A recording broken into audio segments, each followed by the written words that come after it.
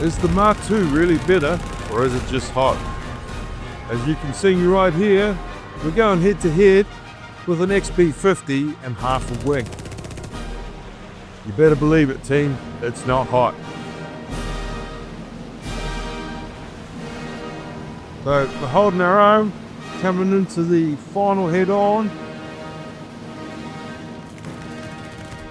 Still doing the business.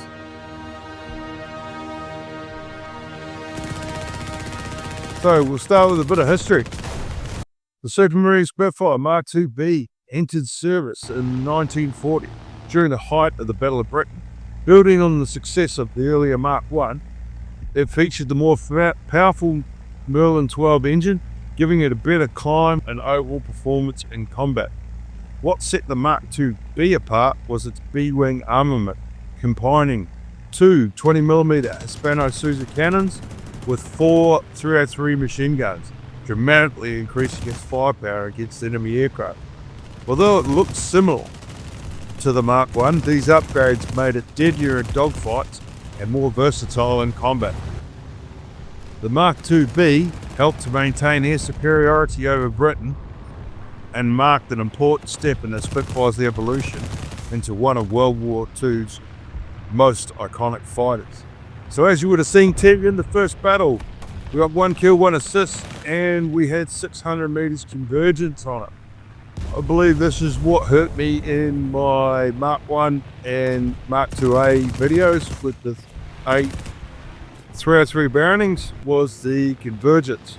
Once I changed it to 300 meters, which is what they had set during World War II, made an entirely different aircraft for me. Yeah, we started cleaning up, but you've got to wait till you get within range, and potentially you can take shots from tail gunners from bombers like this. However, once you do get on, see you later. 20mm make all the difference. So in this match, we've got a kill, 2 kills, and we're coming into land for rearm repair, and we take off again, heading into the battle. Not very much. Biggest point to note, difference between Mark IIa and Mark IIb is 2 Hispano-Suiza 20mm cannons. I've set them to 300mm convergence and firing traces, and that was the end of that gap. So I've got 2 kills, no death. Game 3, diving in on the bad guy. He tried to use his bombs to get me, so he's got 3 bombs on him, 2 left now. So I was rather wary of him dropping another one and get cleaned up by his bomb. So I had to get it quickly, make it short and sweet.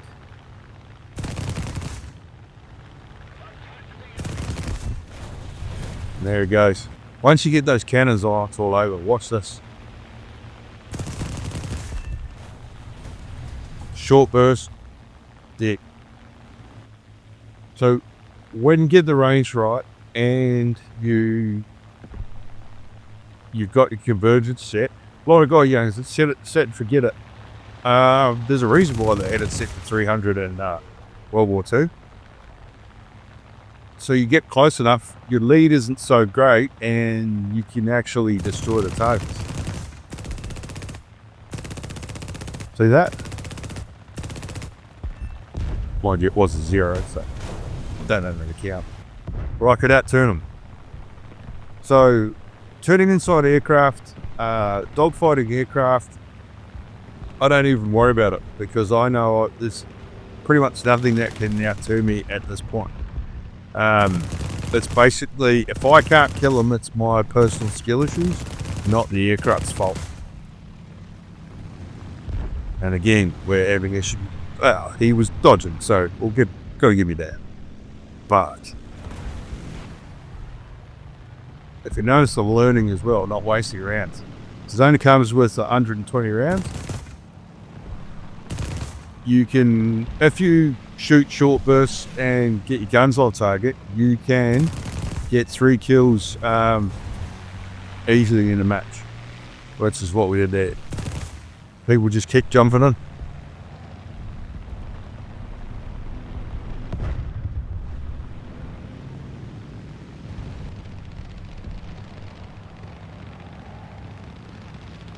So I started turning early here, took a bit of a gamble. Could have just pulled up and chopped me, but he didn't. Got onto his tail. We're in range. See you later. That's why I love the 20mm.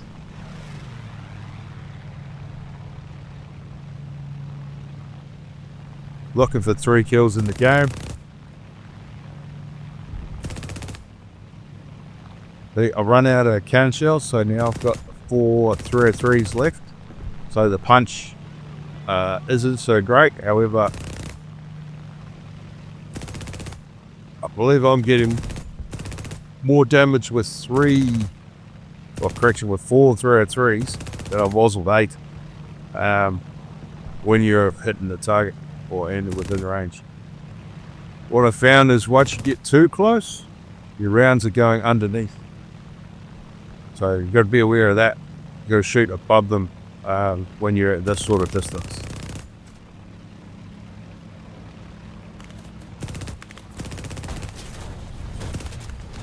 So we got him, and then I got cleaned up. 3 kills and then shot out. So yeah, not a bad game at all.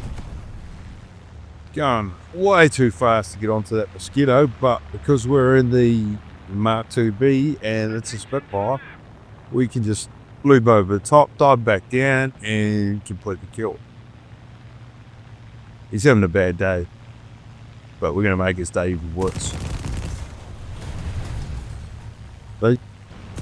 Short burst, see you later. Another one. I shot his wing off, he was dying, and then the other guy came. But that's life. It happens. And this is me doing the same thing as someone else. But get the assists. So 1 kill, 2 assists for that game. And I was watching, this is the final guy, the final enemy next. I was come off his runway. I'm outside of the anti-aircraft for the airfield. Teammate dived in, got off just before I was going to start to dive anyway. So that was a good game. Head-ons, avoid him, team. Beat, took damage on my wingtip. And yeah, it made I got the kill there, but it made the plane virtually accurate. So I thought, I'll stay in the fight, have a go, see how it got, see how it pans out. But no, it didn't pan out.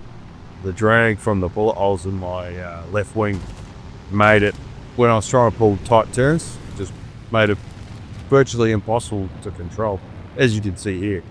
Just about spun me into the ground. So yeah, and then this jet coming up my clacker. So yeah, discretion, better part of develop. Go home, because I can't turn. I can't hold a sustain turn without crashing.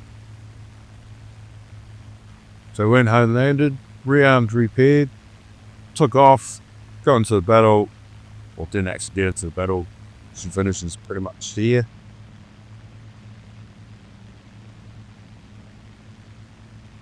And there it is. The P-51 just sat on his runway and jetted out.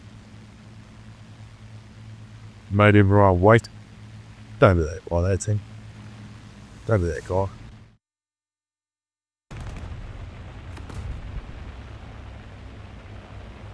And then again, I hate. So I'm hitting him.